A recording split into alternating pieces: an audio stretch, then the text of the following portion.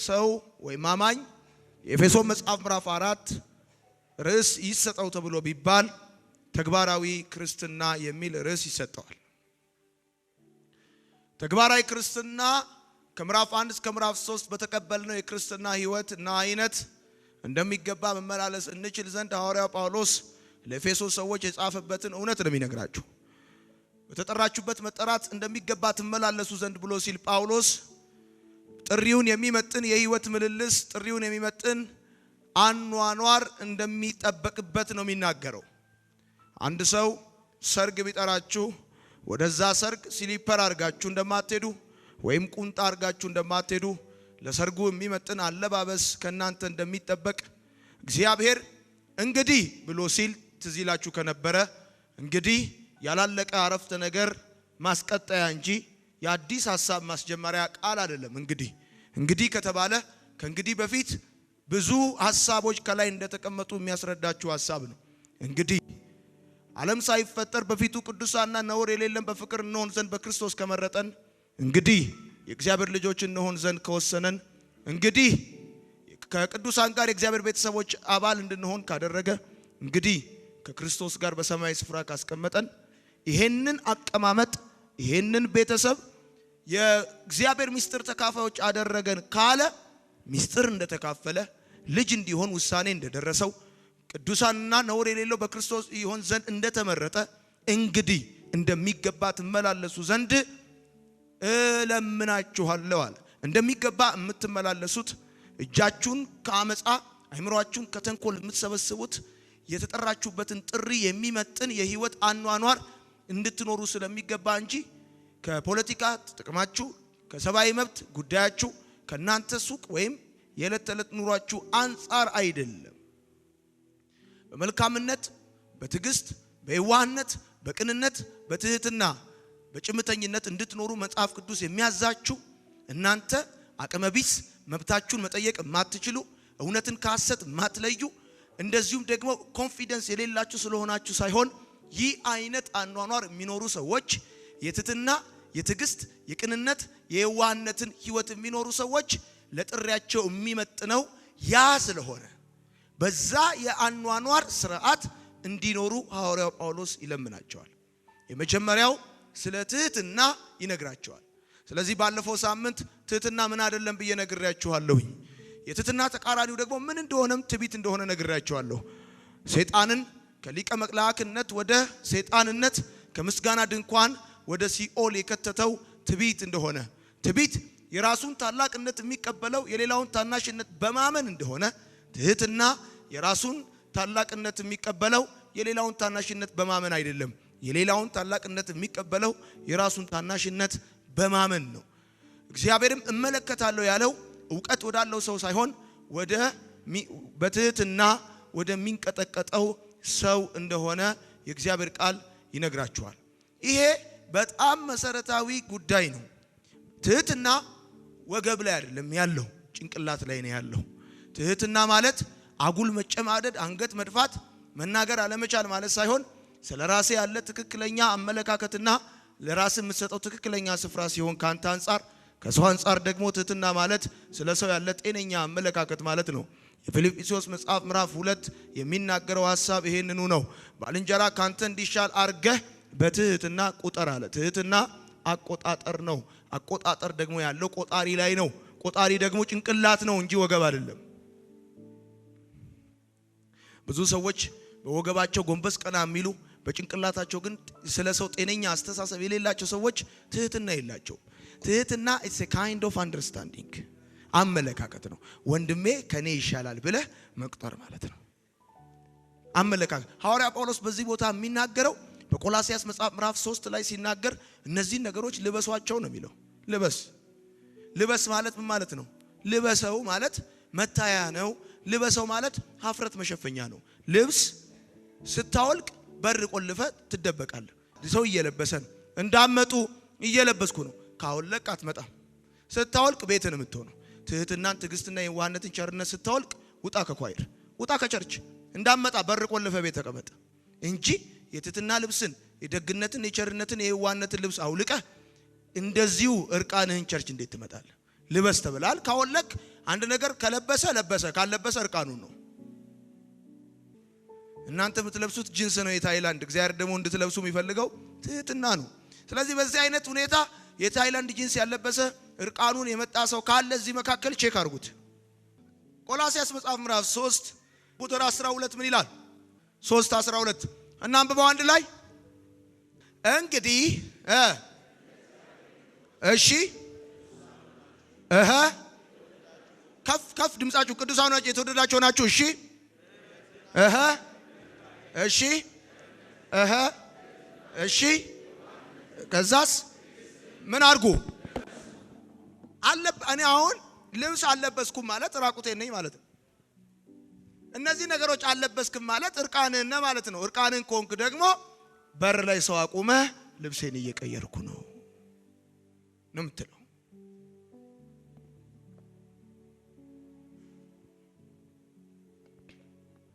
በኤፌሶ መጽሐፍ ላይ የሚነግራችሁ ሁለተኛው በትህትና ተመላለሱ ካለ በኋላ የሚቀጥለው በትዕግስት ነው የሚለው። ዛሬ የምንማረው ስለ ትዕግስት ነው። ትዕግስትን ስንማር ከቲቸር ትዕግስት እስከ እህት ትዕግስት እንማራለን። ትዕግስት ብላችሁ ጻፉ። ትዕግስት ምን አይደለም ከሚለው እንጀምር። ሐዋርያው ጳውሎስ በትዕግስት ተመላለሱ ብሎ ካለ ትዕግስት ምን አይደለም?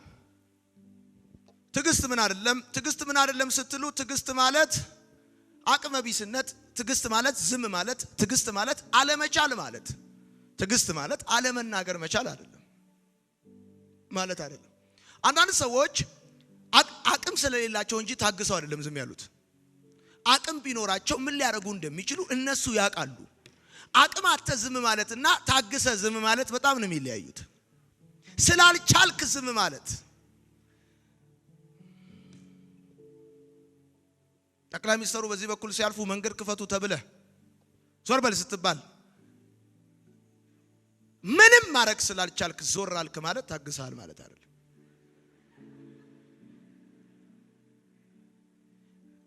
እየተወራ ያለው ስለ ትዕግስት ነው። ትዕግስት ማለት ዝም ማለት አይደለም። አንዳንድ ሰዎች ዝም ሲሉ የታገሱ የሚመስሉ አሉ። አይደለም። ትዕግስት አንገት መድፋት፣ አቅመ ቢስነት፣ መብትን አለመጠየቅ ማለት አይደለም። ትዕግስት ማለት አለመቻል ማለት አይደለም። ትዕግስት ማለት በመሰረቱ ትዕግስት ምን አይደለም ብላችሁ እየጻፋችሁ ከሆነ እዛ ስር ትዕግስት መጠበቅ ማለት አይደለም። ብዙ ሰዎች የታገሱ የሚመስላቸው ሲጠብቁ ነው። ትዕግስት የመጠበቅ ሌንግዝ ኦፍ ታይም አይደለም። የጊዜ ርዝመት አይደለም። ትዕግስት ማለት በመጠበቅ ውስጥ የሚገለጥ መልካም ባህሪ ማለት ነው። በመጠበቅ ውስጥ የሚገለጥ መልካም ባህሪ ማለት ነው ትዕግስት ማለት። እግዚአብሔር አምላክ ነገሮችን የሚሰራው በራሱ ጊዜ ስለሆነ ነገሮችን የሚሰራው ነገሮችም ውበት የሚያገኙት በጊዜያቸው ስለሆኑ ከስጦታው ይልቅ ሰጪው ላይ ትኩረት እንድታደርጉ ትዕግስት መሰረታዊ ጉዳይ ነው።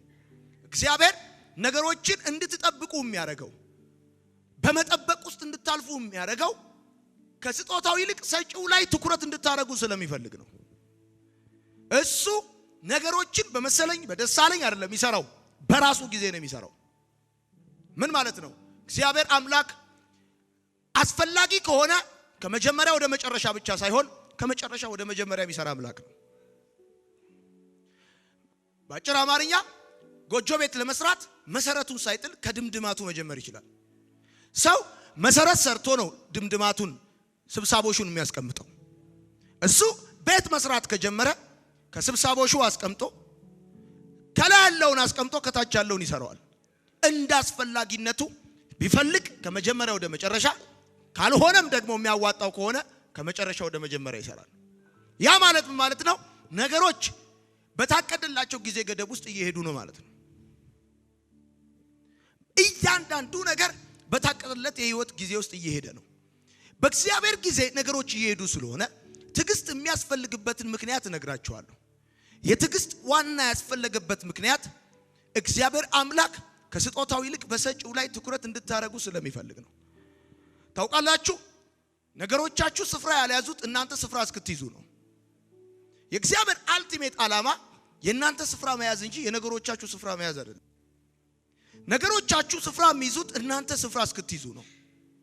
ብዙዎቻችሁ እናንተ ስፍራ ሳትይዙ ነገሮቻችሁን ስፍራ ለማስያዝ ስትሮጡ ነው ብዙ ነገር ያጣችሁት። በመጠበቅ ውስጥ እግዚአብሔር የሚያሳልፋችሁ ለነገሮቻችሁ ቦታ ከመስጠት በላይ እናንተን ቦታ ለማስያዝ በሚሄደው መለኮታዊ ፕሮግራም ሐሳብ ውስጥ ነው።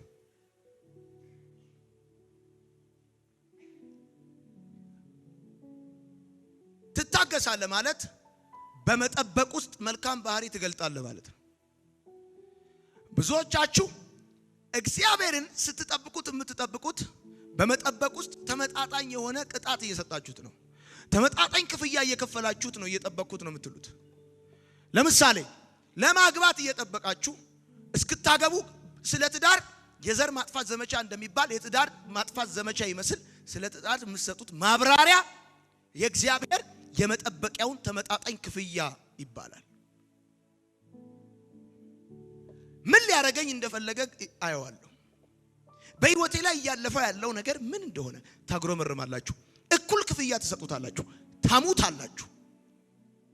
ዘንድሮም ብላችሁ የምትሰጡት ዲፊኒሽን እግዚአብሔር ስላስጠበቃችሁ የምትሰጡት ማብራሪያ ተመጣጣኝ ክፍያ ነው።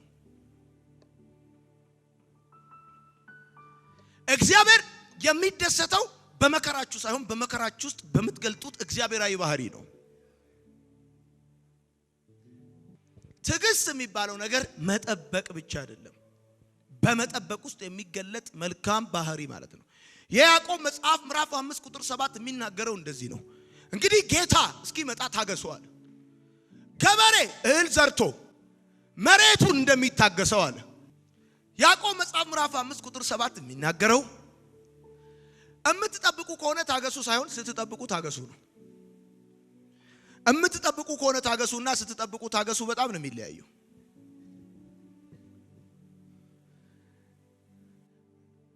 ብዙዎቻችሁ ረጅም ጊዜ ጠባቂ አልፎ አልፎ ተቀባይ ሆናችሁ የምትኖሩት በመጠበቅ ውስጥ እኩል ለእኩል እግዚአብሔርን ዋጋ ስለምትከፍሉት ነው። 6 ዓመት ጠብቃችሁ አንድ ነገር ትቀበላላችሁ።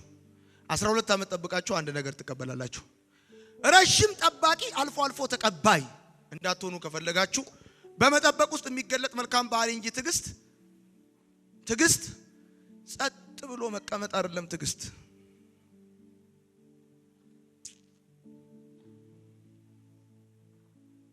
ይሄን ትምህርት ሳጠናና ለራሴ ስማር ይገረመኝ ነገሬ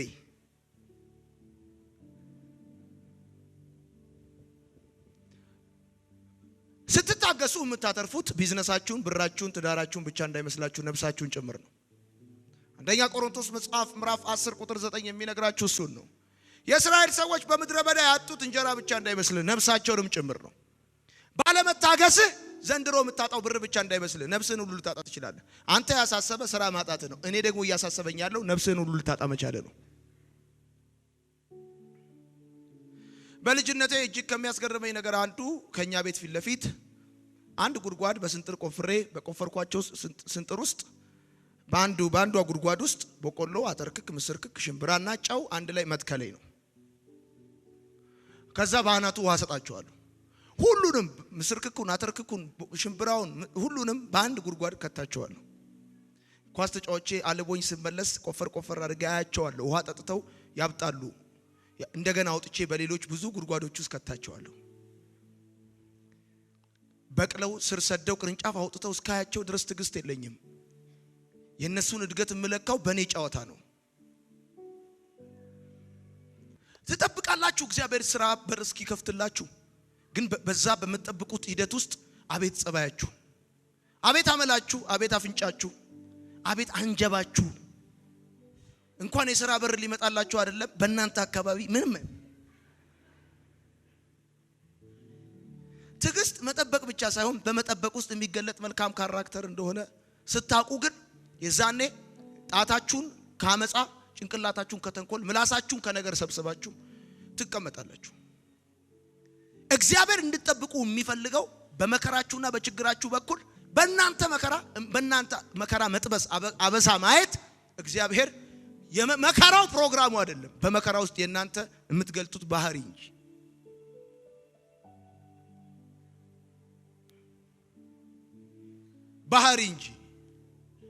በደንብ እንድትሰሙ ይፈልጋሉ ዛሬ። ሐዋርያ ጳውሎስ ለኤፌሶን ሰዎች ሲጽፍላቸው በትህትና ብቻ አይደለም በትዕግስት ተመላለሱ አላቸው። በትዕግስት እንድትመላለሱ ፈልጋለሁ። በትዕግስት እንድትመላለሱ ፈልጋለሁ። እግዚአብሔር ታገለግላለህ ብሎ ነግሮሃል። መልእክት እየተቀበልክ ነው። ጸጋ አለ አንተ ላይ። ያንን የአገልግሎት ፕላትፎርሙን እስኪፈጥርልህ ድረስ በየማኪያቶ ቤቱና በየቡና ቤቱ ተመጣጣኝ ቅጣት መሪዎችን ስትሰጥ ቆይተህ እንደገና ፖሊዮ ሰራተኛ ይመስል ስትከትብ ነገር ስትዶልት ከርመህ እንደገና ደግሞ ዘካሚንግ ማክሰኞና እሁድ ዘንጠ መተ መድረኩን ስጡኝ ብለህ ብትል አንሰጥህም። ለምንድነው ማንሰጥህ? እግዚአብሔር ራሱ ስለማይሰጥህ። ለምንድነው ማይሰጥህ? በመጠበቅ ውስጥ አደብ ገዝተህ እንድትቀመጥ እንጂ አመል አውጥተህ ከተማውን እንድታምጽ አይደለም የተሰጠ። ብዙዎቻችሁ እኔ ራሴ ከዚህ በፊት የከሸፍኩትን ኪሳራ ነው የምነግራችሁ። መልእክት አለኝ ብዬ ሳበቃ እድል ስጡኝ ብዬ ሳበቃ እድል እስኪሰጡኝ ለሰዎቹ እድል አልሰጣቸውም። እለበልባቸውና ተጣልቻቸው በሚቀጥለው ቀን ፕሮግራም ጠብቃለሁ። አይሆንም እንደዛ። እኔ ከስሬበታለሁ፣ እናንተ እንዳትከስሩበት። የ7 ዓመቱን መንገድ የ17 ዓመት ያረጋግባቸዋል። የ3 ወሩን ጉዳይ የ3 ዓመት ያረጋግባቸዋል። እንደ ሙሴ እጅ መሰብሰብ አይዋጣችሁ።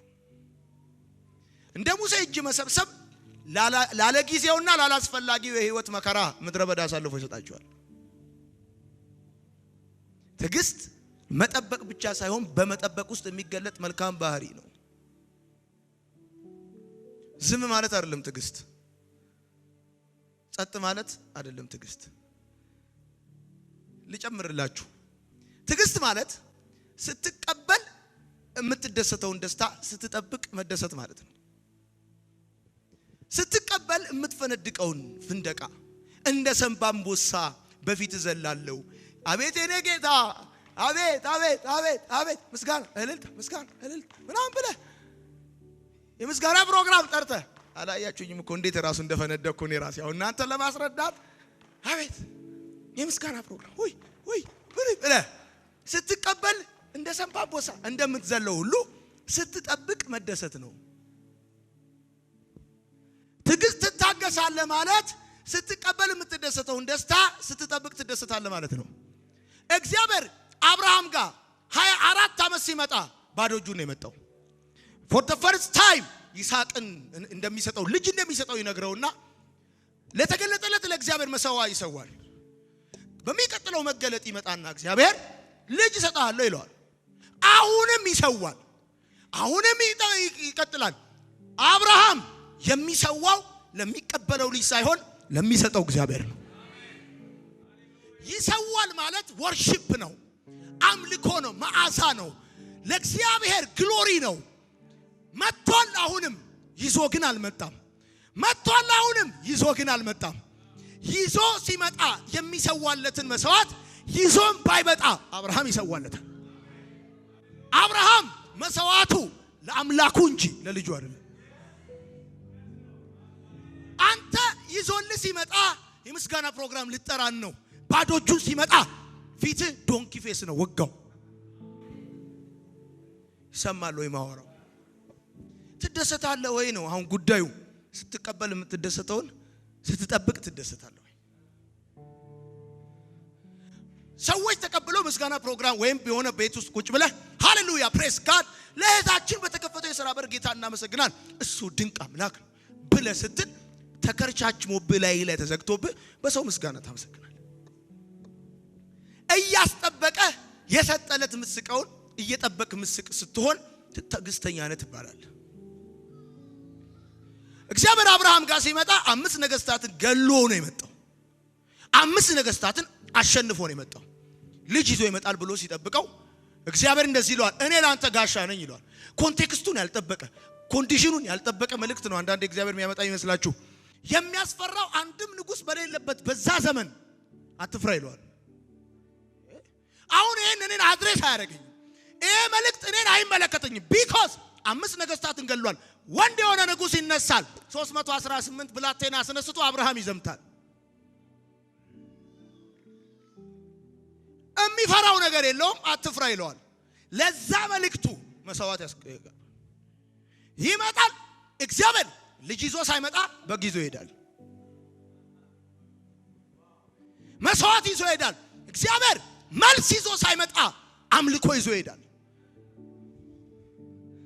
እግዚአብሔር ታሪክ ሳይቀይር እንባ ሳያብስ እንቆቅልሽ ሳይፈታ ምስጋና ከአብርሃም ይዞ ይሄዳል። እሱ ብቻ አይደለም፣ ሰጥቶት ሁሉ ሲጠይቀው አንድ ልጅህን አልከለከለኝም አለ።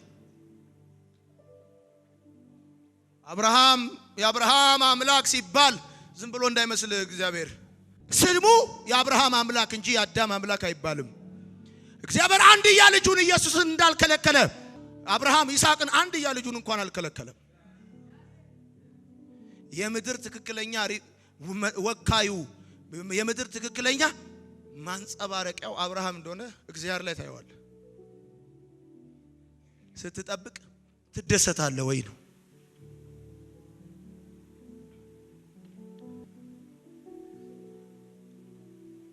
ትዕግስት ማለት እድሉን አጥተህ መቀመጥ ማለት አይደለም።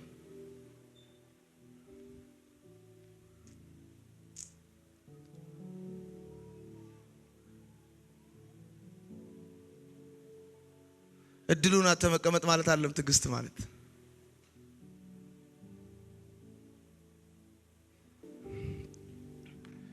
እንደውም በቀደም ዕለት አንድ ነገር ነገርኳቸው። የኔ አያት የእናቴ እናት በጣም ነው መወዳትና ሁሌም ፋሲካ ሊመጣ አካባቢ 2 በግ ገዛላታለሁና በባለፈው አመት ይሁን ከባለፈው በዛኛው አመት ይሁን አላቅም አገልግሎት በዛብኝና 2 በግ ገዝቼ ላኩላት።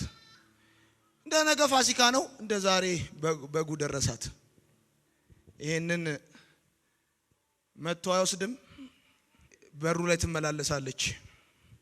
እኔ መች በጉን ፈለኩ እሱን እንጂ አይመጣም ዘንድሮ ትላለች። እየተመላለሰች ትብከነከናለች። አረማዬ የተቆጣች ነው፣ እማዬ ያበደች ነው፣ በጉን ውሰዱ ተብሏል። ይሄው ዘንድሮ መቆራረጣችሁ ይደውላሉ። እመጣለሁ አልቀርም አልኳችሁ እኮ። እሷ ሊትራሊ የቤቱ ውጪ በር ላይ አይመጣም ማለት ነው ዘንድሮ። እሷ ከበጉ መሄድ በላይ የኔ መምጣት ነው የምትፈልገው። ስማ፣ በትዕግስት ውስጥ እንድትቆይ በጊዜ ውስጥ እንድትቆይ የሚፈልገው እግዚአብሔር ከነገሩ መምጣት በላይ የሱ መምጣት እንድትጠብቅ ነው። የሱ መምጣት እንድትጠብቅ ነው። አሁን እግዚአብሔር አብርሃም ጋር ልጅ ይዞ ባይመጣም ከመጣ ይበቃዋል። አብርሃም አይተህ ከሆነ ወላጆች እናትም ይሁን አያትህ ይዘላቸው ባትሄድም ያንተ መምጣት ብቻውን ያስቃቸዋል። ያንተ መምጣት ብቻ ቤቱን ደስ ያሰኛቸዋል። እጅግ ላይ ካለው ነገር ይልቅ ያንተን ፊት ነው ማየት የሚፈልጉት። ይሰማችኋል ወይ? ከስጦታው በላይ ሰጪውን እንድታዩ ነው እግዚአብሔር የሚፈልገው። አንድ እውነት ልንገራችሁ። ሳኦል ለምንድን ነው መንግስቱ ከሱ የተወሰደው ብላችሁ አስባችሁ ታውቃላችሁ? ለምንድን ነው ሳኦል መንግስቱ ከሱ የተወሰደው? ሳኦል መንግስቱ ከሱ የተወሰደው ለምን እንደሆነ ማወቅ ከፈለጋችሁ ከትዕግስት ማጣት የተነሳ እንደሆነ መጽሐፍ ሲነግራችሁ በአንደኛ ሳሙኤል መጽሐፍ ምዕራፍ 13 ላይ ታገኛላችሁ። ሳኦል በደንብ ስሙኝ በጌታ ሳኦል በሶስት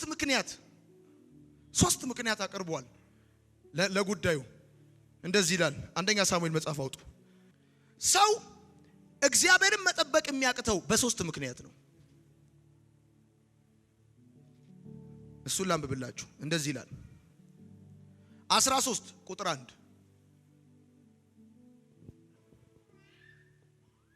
ምን እንዳለ ታውቃላችሁ? ሳሙኤል እስከ 7 ቀን ድረስ እመጣለሁ ብሎ ቀጠረው መስዋዕት ለመሰዋት። ሳሙኤል ሲቆይበት፣ ጠላት ሲከበው፣ ወዳጅ ሲበተንበት መጠበቅ አቃተው። ሰው እግዚአብሔርን መጠበቅ የሚያቆመው በእነዚህ 3 ምክንያት ነው። አንደኛ ጠላት ሲከበው፣ ሁለተኛ ወዳጅ ሲለየው፣ ሶስተኛ መጠበቅ ጊዜ ሲቆይበት። ላሳያችሁ። ጠላት ሲከበው ወዳጅ ሲለየው ጊዜ ሲቆይበት ሳኦልም በእስራኤል ላይ 2 ዓመት ከነገሰ በኋላ ሳኦል 3000 ሰዎችን ከእስራኤል መረጠ። 2000 በማክስማስና በቤቴል ተራራ ከሳኦል ጋር ነበሩ። 1000 በቢንያም በጊብዓ ከዮናታን ጋር ነበሩ። የቀረውንም ሕዝብ እያንዳንዱ ወደ ድንኳኑ አሰናበተ። ዮናታንም በናሲብ ውስጥ የነበረውን የፍልስጤምን ጭፍራ መታ። ፍልስጤማውያንም ያን ሰሙ። ሳኦልም ዕብራውያን ይስሙ ብሎ በአገሩ ሁሉ ቀንደ መለከት ነፋ። እስራኤልም ሁሉ ሳኦል የፍልስጤማውያንን ጭፍራ እንደመታ ደግሞም እስራኤል በፍልስጤማውያን ዘንድ እንደተጸየፉ ሰሙ። ሕዝቡም ሳኦልን ለመከተል ወደ ጌልጌላ ተሰበሰቡ። ቁጥር 5 ፍልስጤማውያንም ከእስራኤል ጋር ለመዋጋት ተሰበሰቡ። 30,000 ሰረገሎች፣ 6,000 ፈረሰኞች፣ በባህር ዳር እንዳለ አሸዋ ብዙ ሕዝብ ነበሩ። ፍልስጤማውያን ነበሩ። ወጥተውም ከቤትአውያን በምስራቅ በኩል በማክማስ ሰፈሩ። ሕዝቡም ተጨንቀው ነበርና የእስራኤል ሰዎች በጭንቀት እንዳሉ ባዩ ጊዜ ሕዝቡ በዋሻና በእሾህ ቁጥቋጦ በገደልና በግንብ በጉድጓድም ውስጥ ተሸሸጉ። ከዕብራውያንም ዮርዳኖስን ተሻግረው ወደ ጋድና ወደ ገለአድ ምድር ሄዱ። ሳኦል ገና በጌልጌላ ነበረ። ሕዝቡም ሁሉ ተንቀጥቅጠው ተከተሉት። ሳኦልም ሳሙኤል እንደቀጠረው ጊዜ 7 ቀን ቆየ። እመጣለሁ ያለው ቀጠሮ አለው ሳሙኤል ከሳኦል ጋር። ሳኦልም ሳሙኤል እንደቀጠረው ጊዜ 7 ቀን ቆየ። የቀጠረው በ10ኛው ቀን እመጣለሁ ብሎ ነው። ቆየ። ሳሙኤል ግን ወደ ጌልጌላ አልመጣም። ቀጥሮታል። ሳሙኤል እመጣለሁ ብሎ ቆየ፣ አልመጣለትም። ከዛስ ሕዝቡም ከእርሱ ተለይተው ተበታተኑ። ሊቀ ካህኑ መጥቶ ቡራኬ እስከሚያደርግ በረከት እስከሚያደርግ ድረስ ጦርነት መጀመር አይቻልም። ሳሙኤል እስከሚመጣ ድረስ ሳኦልን የከበበው ወዳጅ ሳኦልን የከበበው ዕብራዊ የፍልስጤምን የወታደር ቁጥር ብዛት ሲያይ ተንቀጠቀጠ፣ ፈራ። በየዕለቱ የሚጨመረው ቁጥር እየባሰ መጣ። ሳኦል ሳሙኤልን ለመጠበቅ አንድ ቀን ባደረ ቁጥር በመቶ የሚቆጠር የፍልስጤም ወታደር ቁጥር ይጨምራል። ይመጣል ተብሎ ሲጠበቅ ሳሙኤል ቀረ። ሳኦል ምን ይዋጣው? የዚህ ጊዜ ቀኑ ሲገፋ የእስራኤል ሰዎች ተበታተኑ። ሳኦልም የሚቃጠለውን መስዋዕትና የደህንነት መስዋዕት አምጡልኝ አለ። የሚቃጠለውን መስዋዕትና የደህንነት መስዋዕት ማቅረብ ያለበት ሳሙኤል እንጂ ሳኦል አልነበረም። መጠበቅ ስላቃተው ወዳጅ መበታተን ስለጀመረ የሱ ያልሆነውንና የማይገባውን ዲሲሽን ውስጥ መግባት ጀመረ። ሕዝቡም ከርሱ ተለይተው ተበታተኑ። ሳኦልም የሚቃጠለው መስዋዕትና የደህንነት መስዋዕት አምጡልኝ አለ። የሚቃጠለውን መስዋዕት አሳረገ። እንዳሳረገ የሆነውን ተመልከቱ። የሚቃጠለውን መስዋዕት ማሳረግ በፈጸመ ጊዜ እነሆ ሳሙኤል መጣ። ሲጨርስ መጣ። ሳሙኤልም ያደረከው ምንድነው አለው። ሳኦልም ሕዝቡ ከኔ ተለይተው እንደተበታተኑ አንተም በቀጠሮው እንዳልመጣ ፍልስጤማውያን ወደ ማክስማ እንደተሰበሰቡ አየው። ስለዚህ 3 ነገር ነው ያቀረበው። ሕዝቡ ተበተነ፣ ጠላት ተሰበሰበ፣ አንተ ቆየህ አለው። ሰው እግዚአብሔርን መጠበቅ የሚያቅተው ከእግዚአብሔር ፕሮግራም መውጣት የሚጀምረው ወዳጅ ሲለየው፣ ጠላት ሲከበው፣ ቀን መቁጠር ሲከብደው። ከዛስ ተሰበሰቡ አየው። ስለዚህ ፍልስጤማውያንን አሁን ወደ ጌልገላ ይወርዱብኛል፣ እኔም የእግዚአብሔርን ሞገስ አልለመንሁም አሉ። ስለዚህ ሳልታገስ አለ። ተመልከቱት፣ ሳልታገስ፣ ቃል በቃል ሳልታገስ የሚቃጠል መስዋዕት አሳረኳል። ሳሙኤልም ሳኦልን አላበጀህም፣ አምላክ እግዚአብሔር ያዘዘን ትእዛዝ አልጠበቅም፣ ዛሬ እግዚአብሔር መንግስትን በእስራኤል ላይ ለዘላለም አጽንቶል ነበር። አሁን መንግስት አይጸናም። ሳልታገስ አለ አጽንቶል ነበር አይጸናም። ሳኦል መንግስቱን ያስወሰደው ትግስት አጥቶ ነው። ሳኦል እንኳን መንግስቱን አጥቷል፣ እንኳን አንተ ኪዮክስን። ይከብዳል። ወዳጅ ሲለይ ይከብዳል። የከበበክ ሲበተን ይከብዳል። በተቃራኒው ጠላት ሲከማችብህ ይከብዳል። እውነት እኮ ነው። ሰው ነው፣ ይከብዳል። አይዞ አለን ያለ ሰው ፊቱን ሲያዞር ይከብዳል። መጠበቅን ከባድ የሚያደርገው የከበበክ አሉኝ ያልካቸው አለኝታ ይሆናሉ ያልካቸው የመከራ ቀን ይሆናሉ ያልካቸው ሰዎች ፊታቸውን ሲያዞሩ ይከብዳል። የነሱ መለየት አንድ ጉዳይ ሆኖ እያለ ከነሱ መለየት ጋር ተከትሎ የጠላት ከበባ ደግሞ ሲመጣ ሁለተኛ ከባድ ሁኔታ ውስጥ መጣል። አጣብቂኝ ውስጥ ትገባለህ። አንተም አልመጣህም። የከበቡኝ ተበተኑ፣ ጠላቶች የከበቡኝ። የዚህን ጊዜ ሞገስ ለጦርነት ለምን ነበረ? አለመንኩም። ደግሞ ክፋቱ ረጅሙን ጊዜ ጠብቀህ እማይሆን ውሳኔ በወሰድክ ማግስት መምጣቱ ነው። እግዚአብሔር 6 ወር ጠብቀህ የአንድ ወሩን ጉዳይ ላይ ሳትጨርስ ከተፍ ይላል እግዚአብሔር። ድልህ እግዚአብሔር ካንተ ጋር ባለው ፌሎሺፕ እንጂ በወዳጆች መበተንም በጠላቶች መከማቸትም ማለት የፈለጉትን ያህል ቢከማቹ የነበረው ቢበተን ጠብቀኝ ያለ ጌታ እመጣለሁ ያለ ጌታ እሱ ስሙኝ እግዚአብሔር መስራት ከፈለገ እያለቀ ያለውን ቀን ፀሐይ አቁሞ ይሰራል። እያለቀ ያለውን ቀን ፀሐይ አቁሞ ይሰራል እግዚአብሔር መስራት ከፈለገ። ለነ ኢያሱ እየመሸ ሄደውን ቀን ፀሐይ አቁሞ እንደሰራ ዛሬ ማለዳ ትንቢት እናገራለሁ። እያለቀ ነው ያላችሁ ሰዎች ቀናችሁን ፀሐዩን አቁሞ ስራችሁን ይሰራል። ስራችሁን ይሰራል።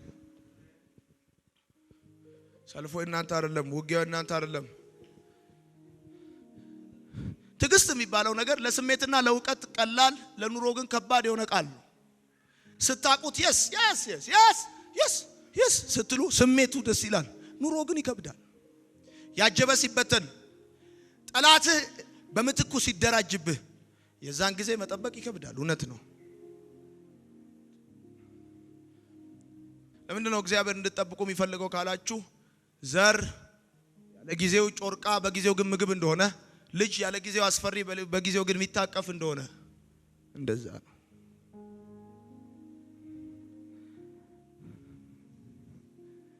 ሳኦል መንግስቱን ያጣው 3 ነገር ነው። ዛሬም ብዙዎቻችን ነገራችን የምናጣው ከዛ የተነሳ ነው።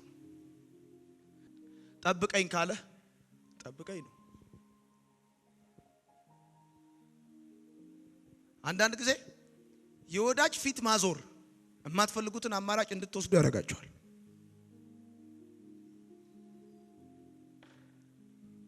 የጠላት መሰብሰብ የማትፈልጉት አማራጭ በተለይ ይሄን አሁን የነገርኳችሁን አገልጋይ ሆናችሁ ባያችሁት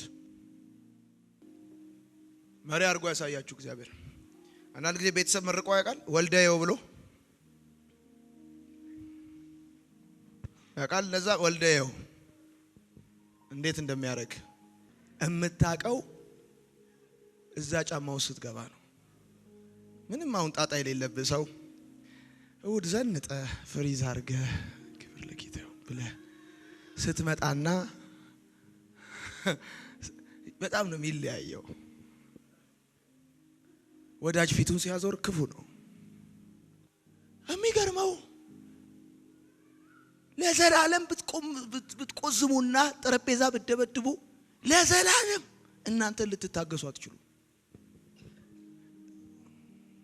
እኔ ተምሬ ልታገስ አልችልም። ጳውሎስ በጣም የሚገርም ጸሐፊ እንደሆነ የምታውቁት በትዕግስት አለና በፍቅር ታገሰዋል። ፍቅር ይታገሳል ቸርነትንም ያህል። ፍቅር እንጂ የሚታገሰው አንተ አትታገስም። አንተማ አትታገስም። አንተ አትታገስም፣ ፍቅር ነው የሚታገሰው። ጳውሎስ የሚገርም ጸሐፊ መሆኑን የምታውቀው በትዕግስት አለና ከዛ ቀጠለና እዛው ጋር ነው። አንብቡት ኤፌሶን። በፍቅር ታገሰዋል። የሚታገሰው ፍቅር ነው። እንዴት በለኝ። አንድ ጊዜ ደውለ አላነሳም ያሉ ሰውዬ እንዴት አይነት ለኛ እንደሆንክ የምትታወቅ ሰውዬ ፍቅር ሲይዘው አይታል። 10 ደውሎ የኔ እናት ተኝተሽ ነው አይደል? ተኝተሽ። ሰው የሚታገሰው ፍቅር ሲይዘው ነው። ሰው አይ ላቭ ዩ ካላላ አይታገስም። ታውቃለህ? ሲሄድ አላናግር ስትለው እንደዚህ ብሎ ነገር የሚፈልግ ሰው ሰፈሩ ላይ እኮ አይታል። የሰፈሩ አንደኛ ጉልቤ የሆነ ፍቅር ሲይዘው ተንጅ ሞኞ ነው ታውቃለህ። እንዴ አክተር የሆነ ሰው ካለ እኔ ባለፈው እኮ ነግራቸው ካውንስሊንግ ያቆምኩት እኮ በዚህ ምክንያት እኮ የበደላትን በደል ስትነግረኝ እጄ እየተንቀጠቀጠ ከትንሽ ደቂቃ በኋላ ጠረጴዛውን እየደበደብኩኝ ዝም አልሽው። ትዝ ሲለኝ ለካ ካውንስሊንግ ላይ ነኝ። እኔ ምን አለብኝ? እሷ እየጋተችው መከራውን የታገሰችው ፍቅር ይዟት ነው። ሰው የሚታገሰው ፍቅር ብቻ እንደሆነ ነው የምነግርህ። ፍቅር ከሌለ ኖ ሞር ትዕግስት አትሆን። የምትፈልገው ነገር አለ ወይ ነው? አይታችሁ ከሆነ ታክሲ ላይ እና መንገድ ላይ ቶሎ የምትጣሉት ለዛ ነው። ምን ነው ጠብጠብ የሚላችሁ ምንድነው? ምርትሉት ቶሎ ብላችሁ የምትጣሉት ለዛ ነው። የምትታገሱት የምታፈቅሩትን ሰው። መታገስ ከፈለጋችሁ ያላችሁ አማራጭ ፍቅር የሚባል ጉዳይ ብቻ ውስጣችሁ ዲቨሎፕ ማድረግ ነው ያለባችሁ። እናንተ ፍቅር ውስጣችሁ መኖር ካልቻለ ትዕግስት የሚባል ነገር ኤግዚስት ማድረግ አይችልም። የመጨረሻ ነገር ይሄ ትዕግስት የሚባለው ባይተው የመንፈስ ፍሬ ነው። የእናንተ ውጤት አይደለም፣ የእናንተ ስራ አይደለም። መንፈስ ቅዱስ በእናንተ ህይወት የሚሰራው ነው። ያለ እግዚአብሔር መንፈስ አትችሉትም። ያለ እግዚአብሔር አቅም አትችሉትም። ያለ እግዚአብሔር ኃይል አትችሉትም። ሰው በፍቅር ማደግ ሲጀምር ነው ትንሽ ትዕግስት እየፈጠረ የሚመጣው። መንፈስ ቅዱስ ነው በውስጥ ይሄን የሚያመጣው። መንፈስ ቅዱስ አክቲቬት መሆን ሲጀምር በህይወት ትዕግስትን እያመጣ ይመጣል።